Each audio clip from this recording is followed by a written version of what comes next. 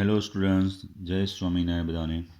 સહજાનંદ વિદ્યાલયથી ચાલતા online video લેક્ચરમાં આપનું સ્વાગત છે. જેમ આપણે ધોરણ 12નું ચેપ્ટર 13નો અભ્યાસ કરીએ છીએ, તો એમઆઈનના રાસાયણિક ગુણધર્મોમાં આપણે એનો બેઝિક સ્વભાવ સમજી ગયા. હવે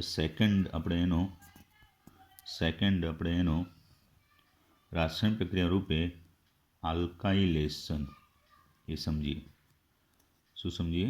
આલ્કાઇલેશન. એમાઇન સંયોજન છે તેનું આલ્કાઇલેશન. તો જે એલિફેટિક કે એરોમેટિક એમાઇન સંયોજન છે તેની આલ્કાઇલ હેલાઇડ સાથે આલ્કાઇલેશન પ્રક્રિયા કરવાથી પ્રાથમિક, દ્વિતીયક, તૃતીયક અને ચતુર્થક એમાઇન સંયોજનો મેળવી શકાય છે. બુકમાં આપેલું નથી એટલે થોડું ધ્યાનથી જોજો. ચાલો તો પ્રક્રિયા રૂપે જોઈએ કે ઇથેન એમાઇન છે તેની CH3CH2NH2 એની ઇથાઇલ ક્લોરાઇડ સાથે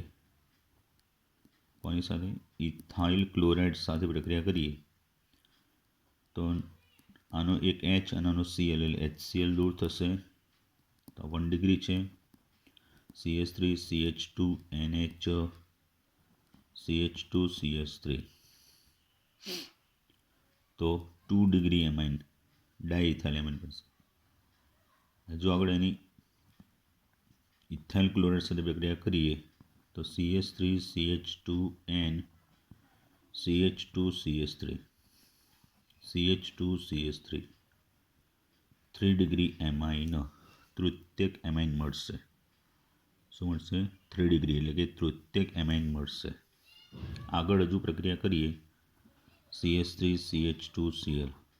હવે એમાઇનના નાઇટ્રોજન પર હાઇડ્રોજન નથી એટલે એના અબંધકારક ઇલેક્ટ્રોન આ ઇથાઇલને આપી તો CH3CH2 4N+ into Cl minus એટલે શું મળશે? ટેટ્રા ઇથાઇલ એમોનિયમ ક્લોરાઇડ ક્ષાર. આ 4 ડિગ્રી મળ્યો. તો આ રીતે શું થશે કે એમાઇનના નાઇટ્રોજનના હાઇડ્રોજન વિસ્થાપન આલ્કાઇલ સમૂહ વડે થાય છે. એથી આ પ્રક્રિયાને શું કહેવાય છે? આલ્કાઇલેશન. આલ્કાઇલ એમાઇન કરતાં એરાઇલ એમાઇનની આ પ્રક્રિયા થોડી મુશ્કેલ છે, એટલે થોડી ઊંચા તાપમાને પ્રક્રિયા કરવામાં આવે છે. તો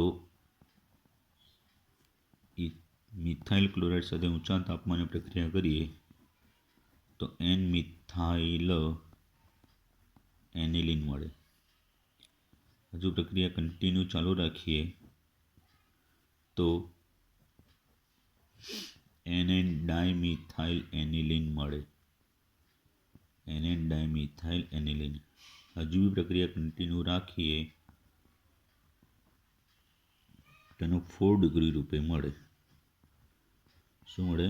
4 ડિગ્રી રૂપે. બરાબર.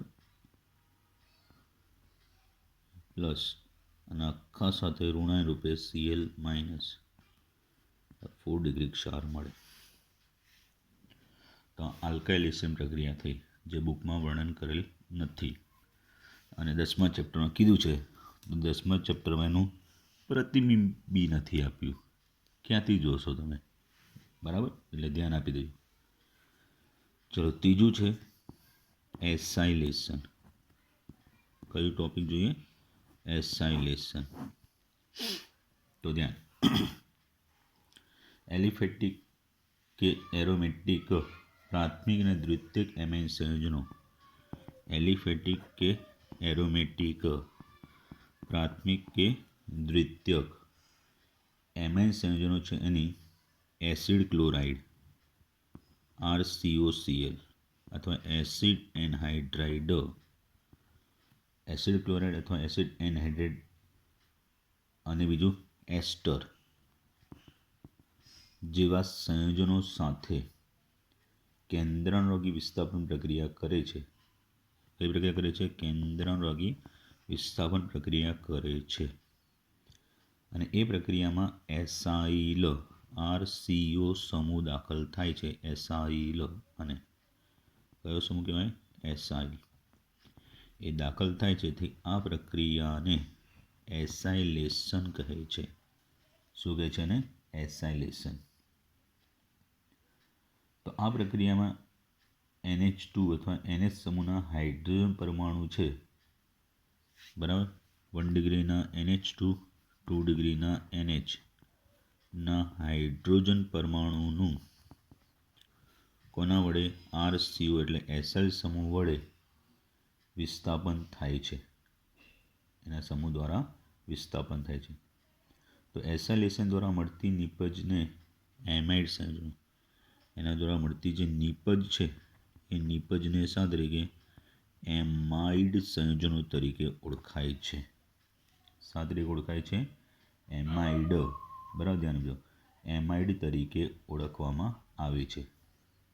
તો આ પ્રક્રિયા એમાઇન કરતાં વધુ બેઝિક હોય. આ પ્રક્રિયા કોના કરતાં? એમાઇન કરતાં વધુ બેઝિક એવા પિરિડીનની હાજરીમાં કરવામાં આવે છે.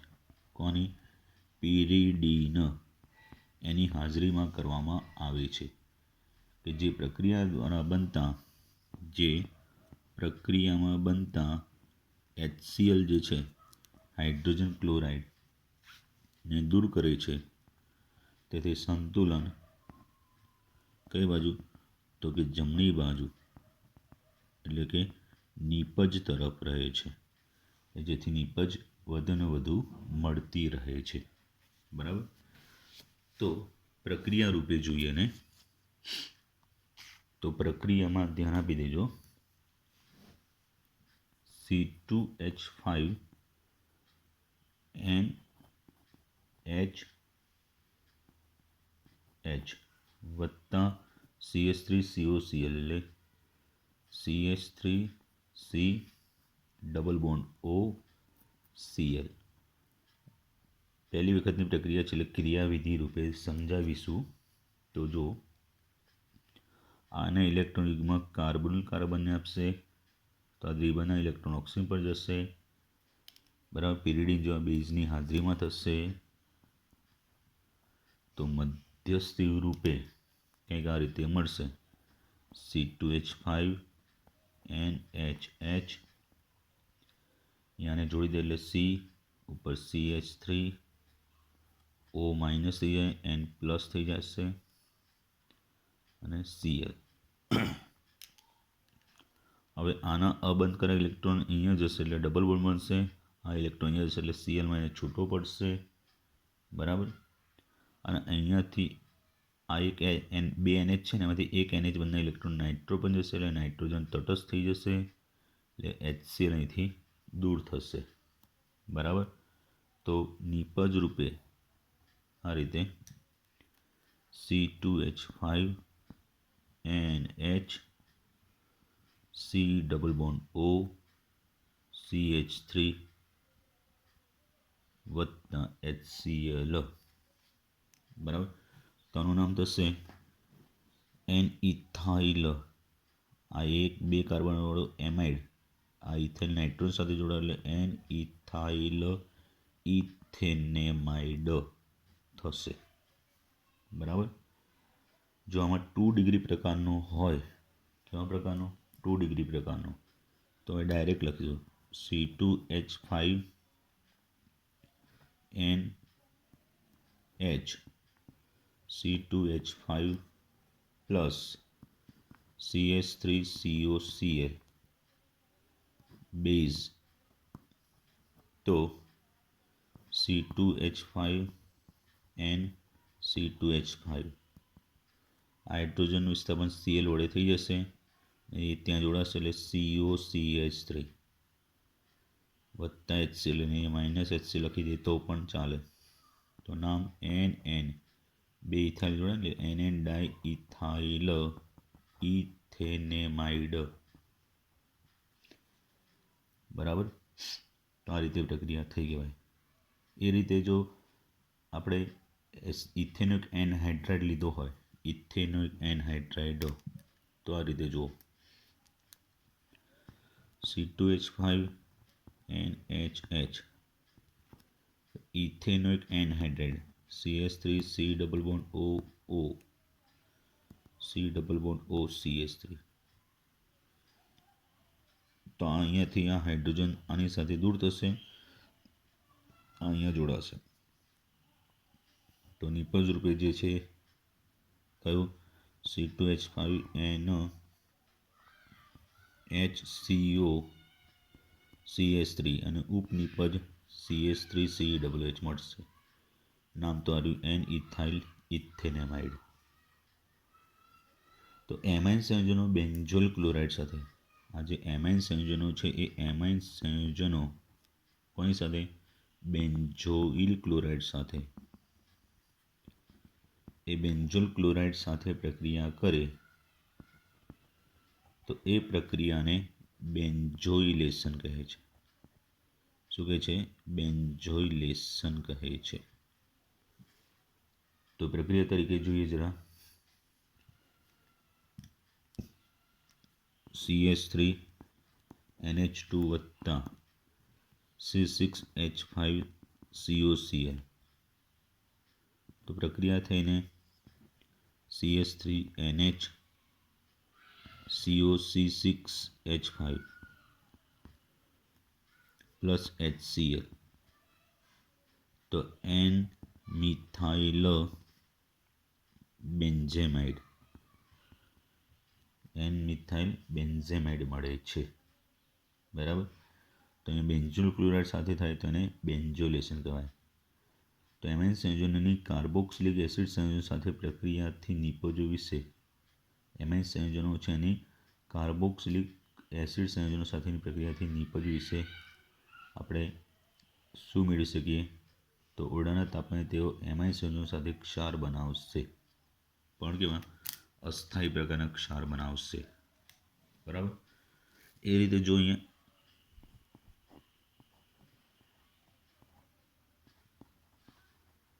NH2 વત્તા CH3COCl લઈએ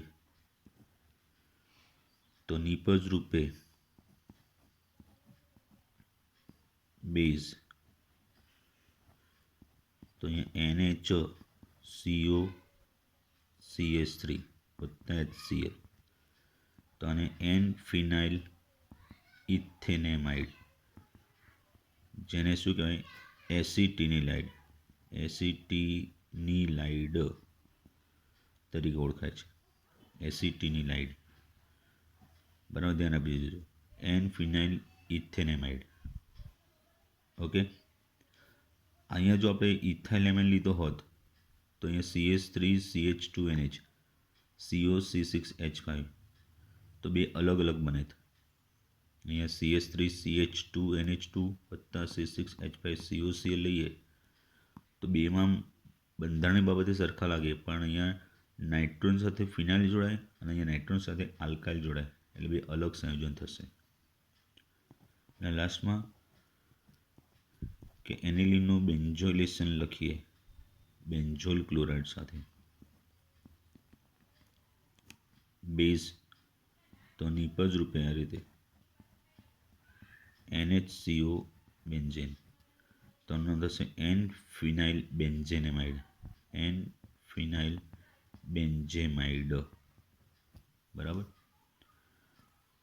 તો આ બે પ્રક્રિયાઓ, એક આલ્કાઇલેશન અને બીજું એસાઇલેશન પ્રક્રિયાની વાત કરી. બરાબર. 1 થી 2 વાર વિડીયો લેક્ચર જોઈ લેવાના એટલે ચોક્કસપણે આવડી જાય. બરાબર. પ્રક્રિયાઓ જેટલું લખીને કરશો એટલું આવડશે, બાકી નહીં. ઓકે. જય સ્વામિનારાયણ.